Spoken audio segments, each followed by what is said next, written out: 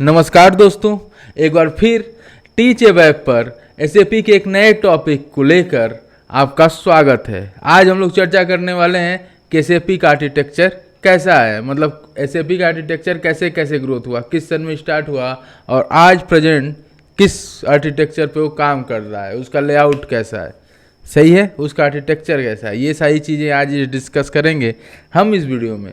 तो आप साथ बने रहिए और शुरू करते हैं आज का क्लास एसएपी आर्किटेक्चर के साथ। तो हम लोग आ गए अपने स्क्रीन पे और फर्स्ट पेज है अपना एसएपी आर्किटेक्चर। एसएपी का पहला ही आपने देखा है। एसएपी का क्या है भाई? एसएपी का फुल फॉर्म है सिस्टम, ए एप्लीकेशन, पी प्रोसेसिंग, और ये जब तीनों मिलता है तो ये कंप्लीट होता है सिस्टम, एप्लीकेशन, डेटा प्रोसेसिंग। इसका फुल फॉर्म है, ठीक है, एसएपी का। और आज हम लोग देखेंगे इसका आर्किटेक्चर कि कैसे इसका ग्रोथ हुआ, कब अपडेट हुआ, कैसे कैसे इसके वर्जन आए, किस मॉड्यूल पे ये काम करना शुरू किया था, वो सारी चीज़ें आज इस वीडियो में हम लोग देखेंगे।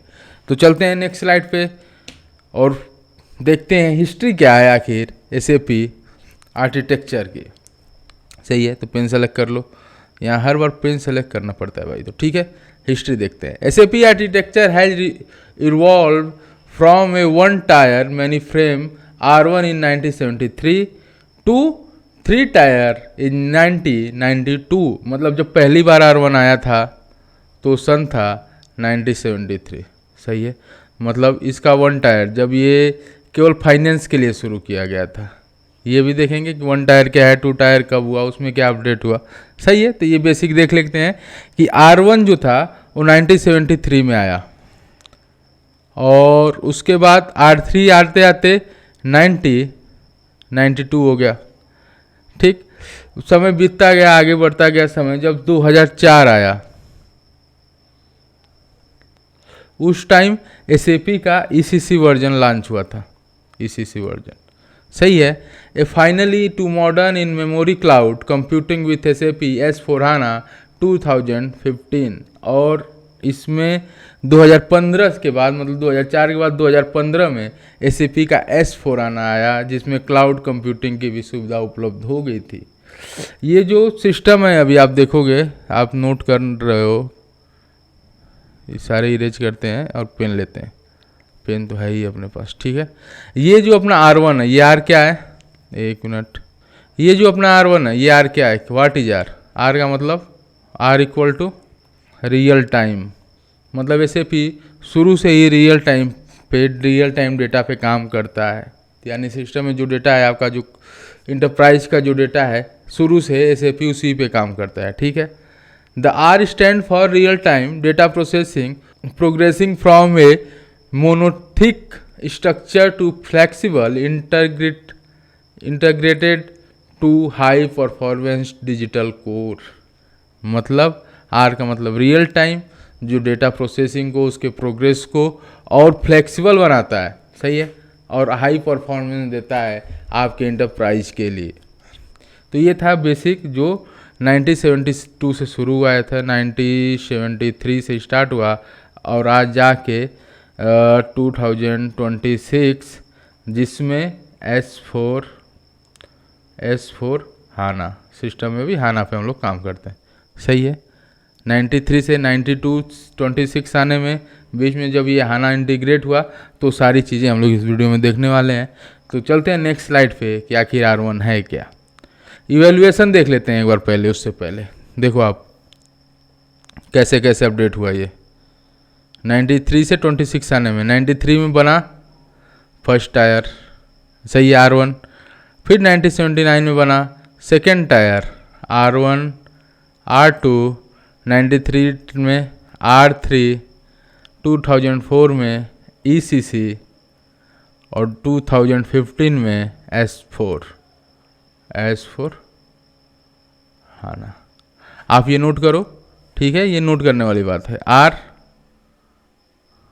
ये तीनों real time, R equal to RE real time. सही है, तो ये रियल टाइम है यार का मतलब। तो ऐसे ऐसे अपडेट हुआ है SAP, ठीक है। 2015 से लेके आज 2026 तक हम लोग जो यूज कर रहे हैं वो S/4HANA है, ठीक है। तो अब एक एक पॉइंट भी देख लेते हैं अलग से कि ये R1 में क्या था, R2 में क्या था। तो चलते हैं नेक्स्ट स्लाइड पे। और SAP R1 अर्ली 70s, मतलब जब स्टार्ट हुआ SAP, तो पहली बार जब स्टार्ट हुआ था, ये सारी चीज़ें यहाँ मेंशन है, आपको मिल जाएंगी। पहली बार जब स्टार्ट हुआ था फोकस ऑन फाइनेंशियल अकाउंटिंग पे। SAP जब डेवलप हो रहा था, जब डेवलप होकर मार्केट में आया, तो फाइनेंशियल डेटा को केवल मैनेज करने के लिए स्टार्ट किया गया था, सही है। जिसमें one type centralize mainframe था, आर्किटेक्चर था, डेटा स्टोर, एप्लीकेशन लॉजिक और ये सारी चीज़ें वहाँ मिलती थी। बेसिक क्या था कि वो फाइनेंस पे काम करता था फर्स्ट में, सही है। ये था R3, ये था R1 real time scenario SAP का पहला, जब ये फाइनेंस पे काम करता है। नेक्स्ट स्लाइड पे कर चलते हैं तो यहाँ आपको मिलेगा कि सेकेंड टायर में ये थोड़ा सा अपडेट हुआ। और अपडेट क्या हुआ कि अब जो केवल फाइनेंस था वो हो गया अपना मेन फ्रेम बेस्ड आर्किटेक्चर, सही है। उसमें अब काम होने लगा सेल्स पे, सप्लाई चेन मैनेजमेंट भी अब सपोर्टिंग, ये सारी चीज़ें आ गई। पहले जब स्टार्ट हुआ तो फाइनेंस पे स्टार्ट हुआ, लेकिन जब सेकेंड टायर में गया 1979 के पास जब अपडेट हुआ तो उसमें फाइनेंस के साथ अब सप्लाई चेन मैनेजमेंट भी ऐड किया गया और साथ में सेल्स भी ऐड किया गया SAP R2 में, सही है। सेम वही कॉन्सेप्ट, R का मतलब real time concept, supporting manufacturing को भी अब सपोर्ट करने लगा धीरे धीरे सिस्टम SAP, सही है। तो ये था R2 जो 97 लेट जो लास्ट लगभग 1980 के आसपास। ये डेवलप हुआ था 1979 में, सही है, 1979 में।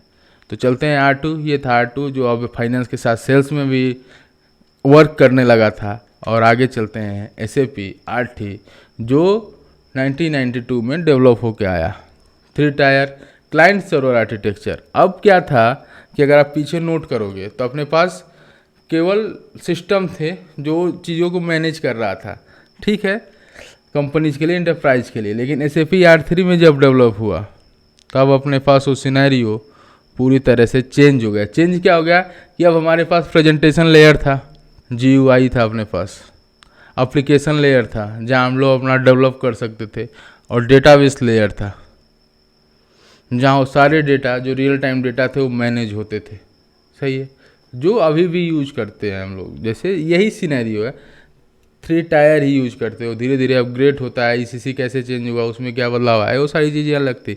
लेकिन अब सिस्टम अब थोड़ा सा चेंज हो गया था। चेंज क्या हो गया था कि अब हमारे पास एप्लीकेशन प्रेजेंटेशन लेयर था जो दिखता था सामने, एप्लीकेशन को डेवलप करने की अलाउ फैसिलिटी हम लोग के पास अब थी, जिसमें एवेब का रोल बेसिकली है कि अब आ जाएगा, क्योंकि एप्लीकेशन हम डेवलप कर रहे हैं हम लोग, डेटाबेस तो ऑलरेडी पहले से है ही। This allowed to scalability, open system integration and we wide separate adaptation of graphical user interface allowed to scalability, open system integration. अब हम लोग इंटीग्रेट कर सकते थे अपने डेवलपमेंट को, जैसे मॉड्यूल वोड्यूल स्क्रीन है जो आप खुद बना सकते थे, सही है। तो अब चलते हैं नेक्स्ट में और देखते हैं इसका पूरा आर्किटेक्चर कैसे है, सही है। सिस्टम कैसे होता था पहले, अब क्या है, ये है अपना RDBMS जो डेटाबेस है, सारा डेटा यहाँ सेव होता है। ये R3 का आर्किटेक्चर है, ये सारा डेटा यहाँ सेव होता है। ये है अपना डेटाबेस। अगर आप डेटाबेस मैनेजमेंट समझे पढ़े होगे तो आपको आइडिया होगा कि RDBMS क्या है। RDBMS का फुल फॉर्म होता है, अगर आप देखोगे, RDBMS relational database management GMT system, मतलब यहाँ डेटा सारा अब एक जगह ऐड होता है। अब अपने पास ये डेटाबेस सिस्टम हो गया। अब एप्लीकेशन सिस्टम है जहाँ हम लोग काम होता है वेब का, यहीं ये वेब अपना डेवलपमेंट करता है, चाहे स्क्रीन बनाना हो या फिर कोई भी लॉजिक चेंज करना हो, इन्हांसमेंट करना हो, सारी चीज़ें एप्लीकेशन लेयर पे की जाती हैं। और प्रेजेंटेशन लेयर जो अब यूजर को दिखता है, जो अपना क्लाइंट है, जो अपना बिजनेस है, जो डेटा देख सकता है वो अपने SAP GUI में है। SAP GUI का विंडो जब हम लोग डेवलपमेंट स्टार्ट करेंगे, जल्दी ही शुरू करेंगे कि कैसे कैसे सारे टिकोड वर्क होते हैं वेब में, तो GUI में भी आपको शेयर करूँगा। सही है। तो ये है R3 आर्किटेक्चर। अगर आप चैनल पर पहली बार हो, चैनल सब्सक्राइब नहीं किए हो तो चैनल सब्सक्राइब कर लो। अगर किसी को सीखना है SAP और उसको वीडियो इंग्लिश में मिल रही हैं तो हमारे वीडियो के साथ वो कनेक्ट हो सकता है, चैनल के साथ कनेक्ट हो सकता है और अपना फीडबैक ज़रूर दे कि ये वीडियो कैसे लगी। तो हम लोग आगे चलते हैं। ये R3 आर्किटेक्चर के बाद SAP ECC में, ECC जो डेवलप हुआ 2004 में। अगर इसका हिस्ट्री देखोगे आप तो SAP 2004 में, अब R3 से आगे बढ़ गया सिस्टम और ये सिस्टम हो गया R3 से ECC CC। ठीक है। Part of SAP ERP to enhance to R3 foundation to handle complex heavily customize large scalable enterprise environments to traditional database like Oracle and database. ECC आने के बाद ये अब जो ट्रेडिशनल डेटाबेस हम लोग यूज करते थे अब उनकी तरह ये हो गया। ECC में वही सेम आर्किटेक्चर जो R3 का था वही यूज होता है, थोड़ा सा कस्टमाइज होने लगा सिस्टम। R3 जो एप्लीकेशन लेयर कस्टमाइज करने को दे रहा था, ECC में आने के बाद वो थोड़ा और डेवलप हुआ। सही है। तो नेक्स्ट स्लाइड पे चलते हैं और देखते हैं अभी जो सिस्टम यूज करते हैं हम लोग S4 HANA 2015 प्रेजेंट्स। 2015 से लेके अभी जो काम हो रहा है वो S4 HANA पे हो रहा है। सही है। Represent to modern next generation architecture build entirely on the in-memory SAP HANA database. It offers to simplified data models, real-time analytics, and cloud development capabilities, representing to move away from traditional relational database towards faster in-memory processing. अब जो था system, पहले क्या था कि ये normal था। Normal मतलब ऑफलाइन सिस्टम था, अपने पास सारा एक सर्वर पे सेव है, वहाँ से जो चाहे आप उस सर्वर से जुड़ के काम कर सकते हो। सही है। मतलब आपको उस रेंज में होना पड़ेगा जहाँ तक ये SAP ECC वर्क कर रहा है। SAP ECC आप इंटरप्राइज में काम कर रहे हो, उस इंटरप्राइज में है तो आप वहाँ ऐड हो सकते हो, उस सर्वर से कनेक्ट होकर काम कर सकते हो। सही है। लेकिन जब S4 आया, S4 HANA जब आया तो HANA ने परमिशन दिया क्लाउड का, क्लाउड डेवलपमेंट का। मतलब अब ये सारी चीज़ें वेबसाइट पे हो गई हैं, अब ये सारी चीज़ें क्लाउड पे हो गई हैं। आप किसी भी सिस्टम के द्वारा, मोबाइल के द्वारा आप इसको एक्सेस कर सकते हो। कोई भी आपके पास डिवाइस है जिससे आप क्लाउड को एक्सेस कर सकते हो, उस सिस्टम के द्वारा आप SAP को भी एक्सेस कर सकते हो। लेकिन ये पॉसिबिलिटी पहले नहीं थी। पहले क्या थी, ECC तक कि ये चीज़ें आपको अपने सिस्टम में ही एक्सेस मिलता था। जैसे आपके पास कंप्यूटर है तो आप उसमें एक्सेस करो, लैपटॉप है तो उसमें एक्सेस कर सकते थे। लेकिन जब से क्लाउड आया तब से आप टैब में चला लो SAP को, अपना कोई भी बिजनेस टैब पर, मोबाइल पर, वो सारी चीज़ें आप कर सकते हो। SAP S4 HANA में जो भी डेवलपमेंट होगा वो हम लोग चर्चा करेंगे आगे। लेकिन अब क्या है, रियल टाइम एनालिसिस, आप कहीं पे भी कुछ भी देख सकते हो। क्लाउड डेवलपमेंट की कैपेबिलिटी यहाँ बढ़ गई। रिप्रेजेंट होने लगा मूव अलग अलग ट्रेडिशनल रिलेशंस डेटाबेस को, और फास्ट हो गया। और फास्ट इसलिए हो गया कि जो चीज़ें पहले थी वो तो थी ही, लेकिन अब उसमें क्या था कि अब तो अपने पास ये भी सिस्टम हो गया ना, क्लाउड वाला भी। पहले क्लाउड नहीं था। तो S4 HANA में ये सारी चीज़ें हैं जिसमें वो लैंग्वेज आया, रैप आया, अलग अलग सिस्टम आया, AMDP का यूज होने लगा। सही है। तो वो सारी चीज़ें हम लोग देखेंगे अगले क्लास में। नेक्स्ट क्लास जैसे जैसे क्लास आगे बढ़ती जाएगी वैसे ही हम लोग भी ECC से, मतलब सिंपल लॉजिक से डेवलप होते होते नेक्स्ट लॉजिक पे आगे बढ़ते रहेंगे कि AMDP क्या है, ओ डेटा क्या है, रैप क्या है, वो सारी चीज़ें हम लोग यहाँ चैनल पे डिस्कस करेंगे। अगर आप पहली बार हो तो चैनल सब्सक्राइब कर लो, सब्सक्राइब कर लियो तो दोस्तों के साथ, उन लोगों के साथ ज़रूर शेयर करो जिनको SAP सीखना है और उनका लैंग्वेज बैरियर है, जैसे हिंदी मीडियम के स्टूडेंट हैं, उनके लिए भी काफ़ी आसान होगा अगर ये चीज़ें आपको समझ में आ रही हैं तो। दोस्तों के साथ शेयर करो। चलते हैं नेक्स्ट स्लाइड पे और इसका आर्किटेक्चर देखते हैं। ये है SAP S/4 का आर्किटेक्चर। अब इसमें क्या क्या है ये आपको यहाँ देखने को मिल जाएगा। इसमें क्या क्या है देखो, SAP स्क्रीन, वेबडाइन प्रो, सही है, वेबसाइट के लिए, fury app, fury launch pad, search, ये सारी चीज़ें यहाँ डेवलप हो गई, सही है। फ्यूरी सेल का है ये।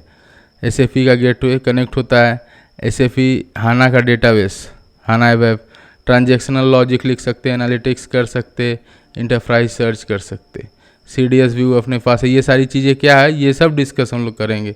SAP हाना का डेटाबेस टेबल अलग अलग, ठीक है।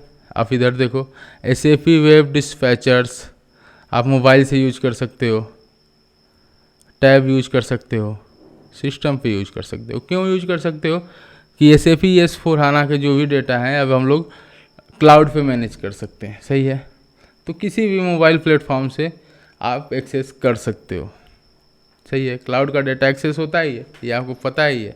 उम्मीद है ये चीज़ें आपको समझ आ रही होंगी कैसे ये काम करता है। HTTPS ओ डेटा INA, सही है। तो इसको कर लेते हैं क्लीन, और मैं इस बात की उम्मीद करता हूँ कि आपको ये चीज़ें समझ में आ रही होंगी, सही है। तो आज के लिए बस इतना ही। उम्मीद है ये वीडियो अच्छी लगी होगी, समझ में आई होगी कि SAP आर्किटेक्चर कैसे कैसे ग्रोथ हुआ, कैसे कैसे आगे बढ़ा, सही है। तो मिलेंगे एक नए वीडियो में एक नए टॉपिक के साथ। अब SAP डेवलपमेंट में हम लोग चलेंगे कि टिकोट्स क्या होते हैं, वो सारी चीज़ें बेसिक क्या है। अगर आप लोग कमेंट करते हो तो ये जो स्लाइड्स हैं अभी जिस पे आप देख रहे हो प्रेजेंटेशन, ये आपको लिंक में प्रोवाइड कर दी जाएंगी जहाँ से आप इसको डाउनलोड कर सकते हो, सही है। तो इसके लिए आप कमेंट करें, ज़रूर बताएं कि ये वीडियो कैसे बन रही है, समझ में आ रही है, नहीं समझ में आ रही है, तो थोड़ा सा रहेगा, आनंद भी आएगा।